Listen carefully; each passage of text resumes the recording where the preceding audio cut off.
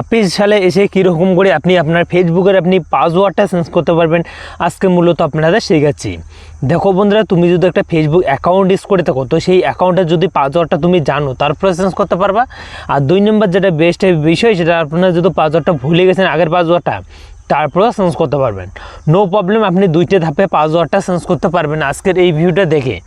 Just আপনাদের 2টে ধাপে password change করার জন্য সবার প্রথমে আমরা ফেসবুকের মধ্যে ক্লিক করে দেবো। জাস্ট ফেসবুকের মধ্যে ক্লিক করে দিলাম, এখান থেকে একটা অপশান আপনি পেয়ে যাবেন। দেখো এই যে কর্নারে আপনি ক্লিক করে দেবেন, জাস্ট এখানে ক্লিক করে দেবো বন্ধুরা।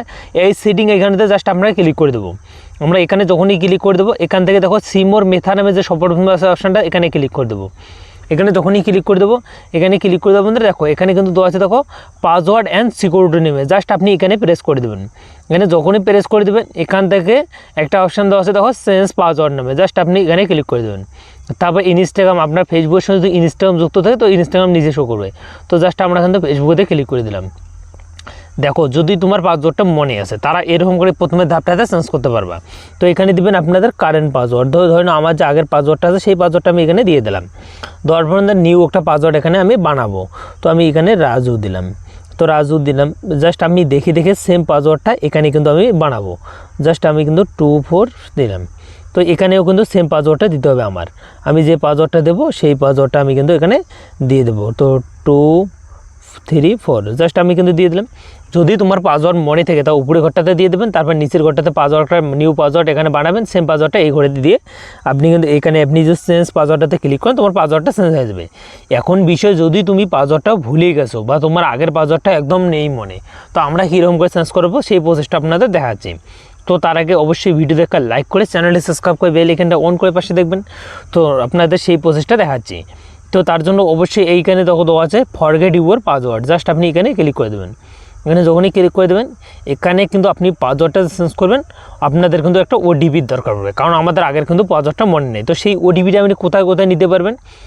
হোয়াটসঅ্যাপ যদি আপনি যে ফেসবুক অ্যাকাউন্টের নাম্বার দিয়ে খুলছেন হয়তো একটা হোয়াটসঅ্যাপ আছে, অবশ্যই হোয়াটসঅ্যাপেতে ক্লিক করবেন।